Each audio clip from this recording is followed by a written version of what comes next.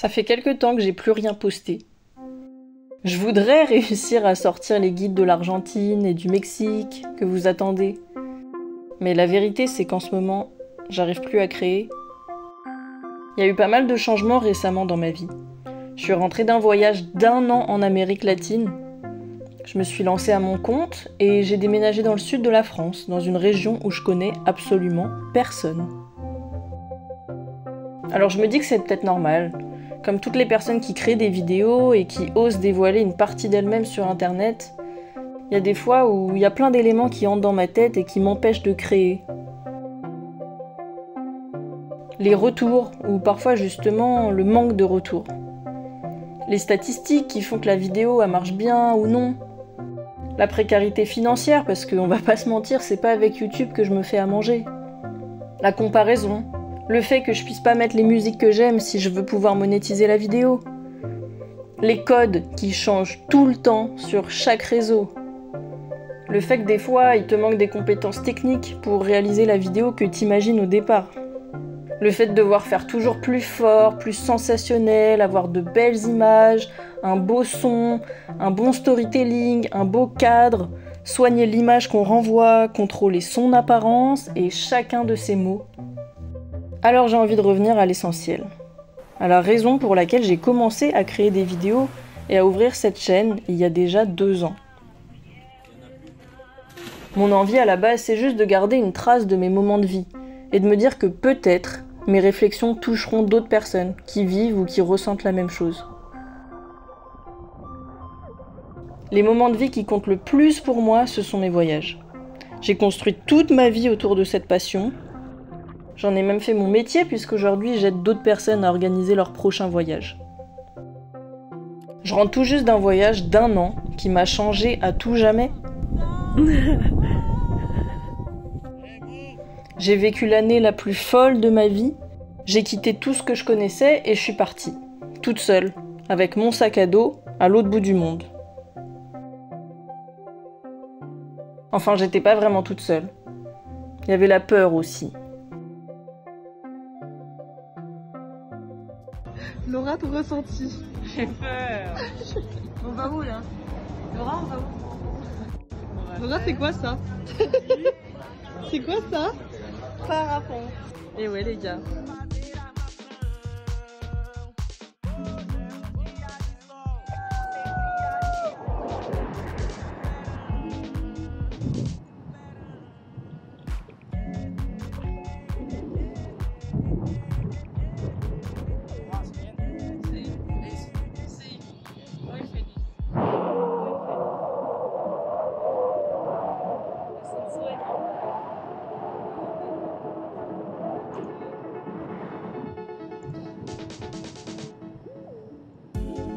Je suis partie à un moment où plus rien n'allait dans ma vie.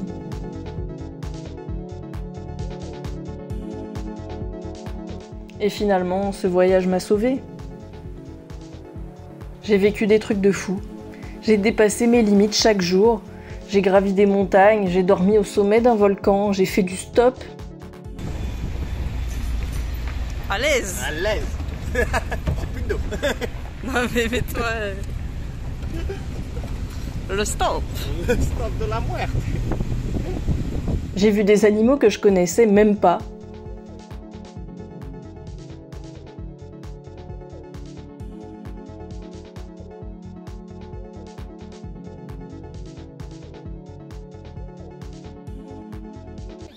Mais là il y a des milliards de moustiques là. Oh! Oh ça c'est un pièce. Es difícil de mirar, ¿verdad? J'ai fait un trek de 5 jours jusqu'à arriver au Machu Picchu.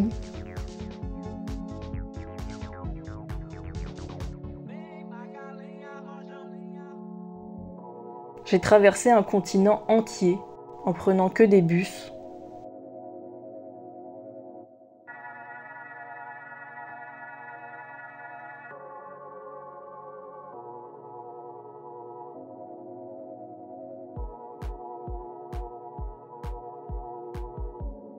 J'ai appris à danser la salsa en Colombie, le tango en Argentine et la samba au Brésil. J'ai appris à parler espagnol et franchement quand je revois les notes sur mon téléphone, je me dis que c'était vraiment pas gagné.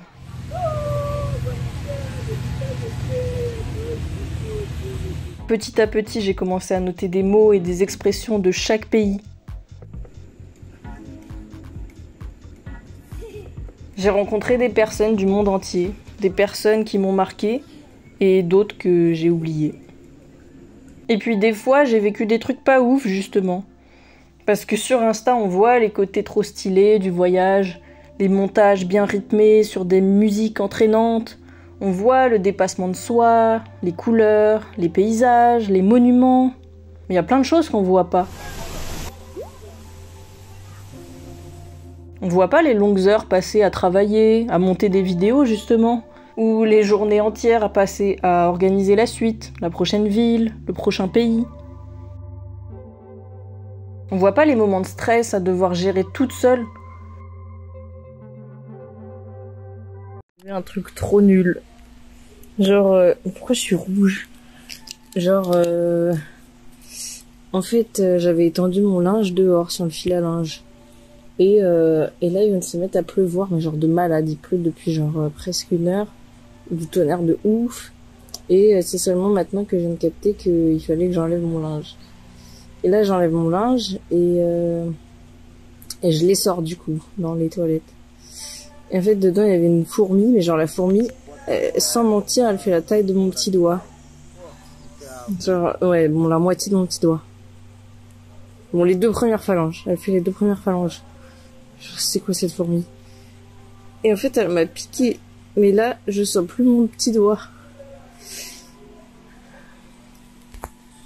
Genre vraiment. Du coup, j'ai mis de l'antiseptique. Je sais pas si c'est la bonne chose à faire. Mais alors, ça me lance. Ça me lance carrément. Je pense qu'elle a des crocs. C'est pas une fourmi normale. Et là, genre, je sais pas, genre, ça me lance dans toute la main. J'espère que c'est pas grave.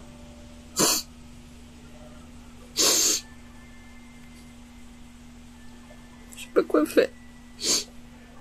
Ni les bus qu'on attend mais qui passeront jamais. Non mais qu'est-ce qui se passe?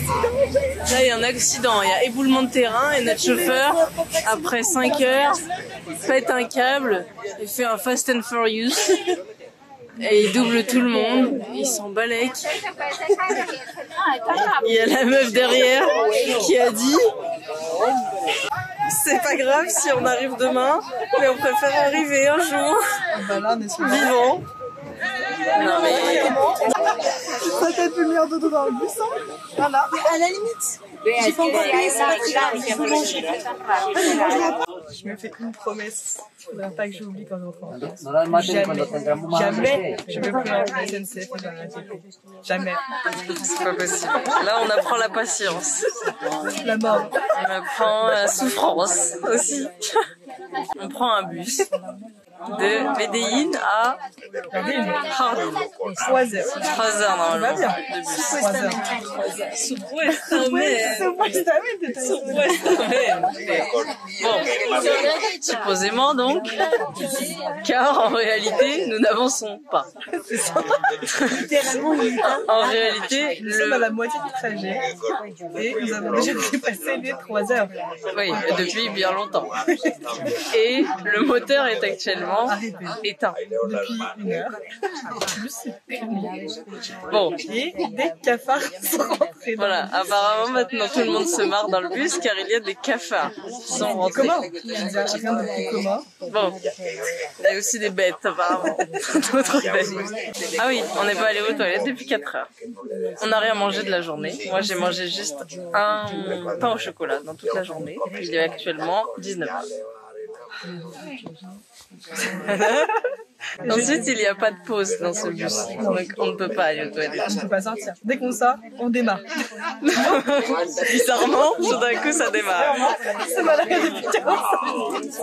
On descend, il démarre et il nous oublie. Donc bon. Oui, parce qu'il a failli partir sans nous. On arrivera quand on arrivera, mais peut-être un jour, peut-être. Ça a l'air plus normal pour les gens ici. Check-in jusqu'à 23h. Check-in a fini à 23h. On dormir dehors. Voilà. Non, c'est bon. Normalement, supuestamente, on dort dehors à un bac et jouer. Bon, voilà. À bientôt pour de nouvelles aventures. Que tu vas, Colombia. On voit pas les moments où il fait beaucoup trop chaud, beaucoup trop froid, ou qu'il pleut, qu'il y a plein de moustiques, plein de bruits bizarres, et les moments où tu te sens seul. Ça, c'est moi qui perds des litres d'eau. Et qui suis seule dans une jungle. En train de me faire grailler par les moustiques. Je me fais dévorer, comme tout le temps dans ce pays, mais là encore plus. Et je ne fais que monter. Je suis au biotope de El Remate. Le but, c'est d'arriver tout en haut et d'avoir une vue sur le lac. Et il y a deux chemins. Un qui fait 1h30 et un qui fait 3h30, 4h. Je vous laisse parier lequel j'ai pris. Si vous me connaissez, vous savez que j'ai pris le grand chemin. Voilà, vous pouvez m'appeler Laura l'exploratrice. Sinon, supposément, je suis censée voir des oiseaux et d'autres animaux, mais pour l'instant, à part des moustiques et manger des toiles d'araignée, j'ai pas vu grand chose. Voilà, je pense au moment où je vais arriver en bas du lac et que je vais plonger dans le lac. Ça va être bien. Très très bien. En fait, actuellement, là, je pourrais être au lac en train de me baigner et de lire dans un hamac. Mais non. J'ai fait le choix de la marche dans la jungle toute seule. Moi, j'aime bien, hein, c'est marrant. En plus, des fois, je vais doucement exprès. Oula, j'ai eu peur, mais en fait, c'était juste une branche. Des fois, je marche doucement. Comme ça, j'entends les bruits des animaux et tout. J'essaie de les apercevoir. Je me prends pour Mike Horn et tout. Pas du tout, en fait. Oui, mais voilà. Ça fait que quelques mois que je suis rentrée et je commence déjà à oublier. Mais moi, j'ai pas envie d'oublier. J'ai pas envie d'oublier tous ces moments qui m'ont tellement apporté, qui m'ont fait sortir de ma zone de confort, puissance 1000, qui m'ont fait prendre confiance en moi.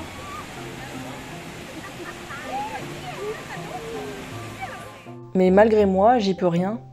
J'oublie des noms, j'oublie des visages, j'oublie les sons, les odeurs, les sensations.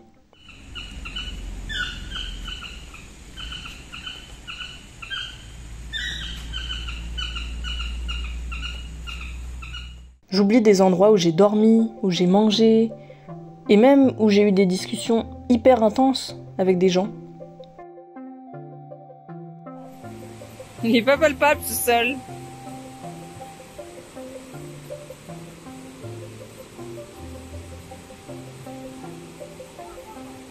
T'es pas mouru, l'âne.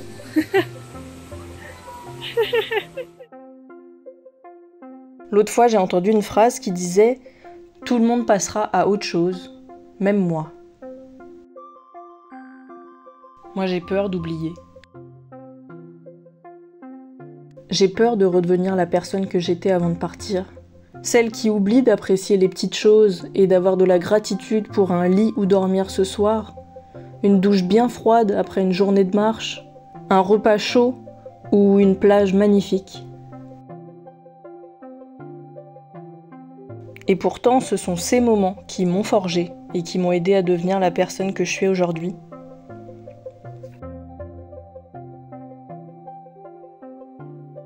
Et ce matin, j'ai fait du bateau. Et je suis allée voir des dauphins en pleine mer, en plein océan. Et on a fait du snorkeling, j'ai vu plein de poissons, avec des rochers et tout.